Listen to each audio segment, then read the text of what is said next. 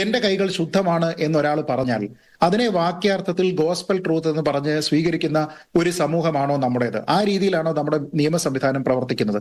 ഞാൻ കൊന്നിട്ടില്ല എന്നൊരാൾ പറഞ്ഞാൽ, ഞാൻ മോഷ്ടിച്ചിട്ടില്ല എന്നൊരാൾ പറഞ്ഞാൽ അത് യാതൊരു വിധത്തിലുള്ള അന്വേഷണമോ വിചാരണയോ കൂടാതെ വിശ്വസിക്കുന്നതല്ലല്ലോ നമ്മുടെ നിയമവ്യവസ്ഥ.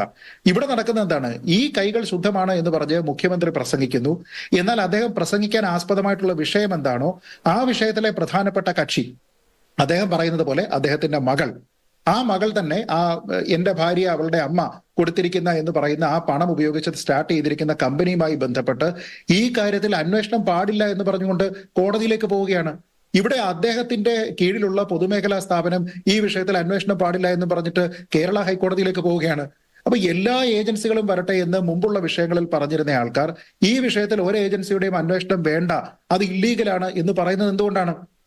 അപ്പൻ പത്തായത്തിലില്ല, പക്ഷെ പത്തായത്തിൽ നോക്കാൻ ഞാൻ സമ്മതിക്കില്ല എന്ന് പറയുന്നതിന് തുല്യമായിട്ടുള്ള ഒരു നിലപാടാണ്. എന്നിട്ട് അദ്ദേഹം അതിനെ അക്കമ്പനി ചെയ്യുന്നതിന് വേണ്ടിയിട്ട് എന്തൊക്കെയാണ് പറയുന്നത്? ഉള്ളാലെ ചിരിച്ചുകൊണ്ട് കേൾക്കുന്ന, തല ഉയർത്തി നിൽക്കുന്ന ആൾക്കാർ, കൈകൾ ശുദ്ധമാണ് എന്ന് പറയുന്ന അങ്ങനെയൊക്കെയുള്ള ആൾക്കാർ ചെയ്യേണ്ടുന്നത് ഈ രീതിയിലാണോ?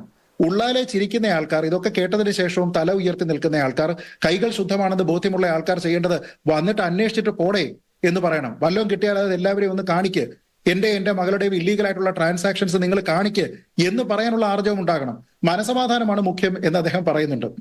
ഒരുപക്ഷെ ഈ മനസമാധാനമാണ് മുഖ്യം എന്ന് തോന്നുന്നതുകൊണ്ടാവും അത് നഷ്ടപ്പെടുന്നപ്പോ ഈ അന്വേഷണമൊക്കെ തടസ്സപ്പെടുത്താനായിട്ട് ആൾക്കാർ കേസ് കൊടുക്കുന്നത്.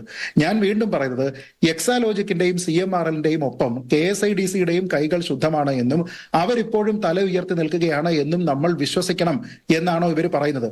അവിടെ ഡയറക്ടർമാരിരിക്കുന്ന ഒരു കമ്പനി, ആ കമ്പനിയിൽ ഞാൻ നേരത്തെ പറഞ്ഞതുപോലെ കമ്പനീസ് ആക്ടിന്റെ 128ാമത്തെ സെക്ഷൻ അനുസരിച്ച് അവർക്ക് കൃത്യമായിട്ട് ഈ രേഖകളെല്ലാം പരിശോധിക്കാമായിട്ടും അത് പരിശോധിച്ചതായിട്ട് അവർ പറയുന്നില്ല, ഞങ്ങൾക്ക് ഉത്തരവാദിത്തമില്ല എന്നവർ പറയുന്നു. സെക്ഷൻ 241 എടുത്ത് നോക്കൂ. അതെ, പ്രൊമോട്ടർ കമ്പനിയാണ്. പോലെ പ്രൊമോട്ടർ കമ്പനി ആയതുകൊണ്ട് തന്നെ അവരുടെ ദൈനംദിനമായിട്ടുള്ള കാര്യങ്ങളിലോ മാനേജ്മെന്റുകളിലോ എല്ലാം തന്നെ ഇടപെട്ട അഭിപ്രായം പറയാനുള്ള, മാർഗനിർദ്ദേശം നൽകാനുള്ള കൃത്യമായിട്ടുള്ള അവകാശാധികാരങ്ങളുള്ള ഒരു കമ്പനി.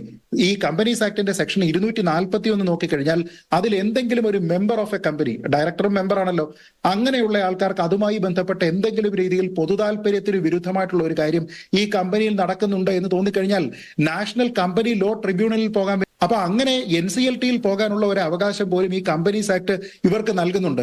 പക്ഷെ അന്നേരം ഇവർ പറയുന്നത് എന്താണ്? ഇതിൽ ശ്രീ ഷോൺ ജോർജിന്റെ പരാതിയിൽ പൊതുതാൽപര്യം എസ്റ്റാബ്ലിഷ് ചെയ്യുന്നില്ല എന്നാണ് പറയുന്നത്.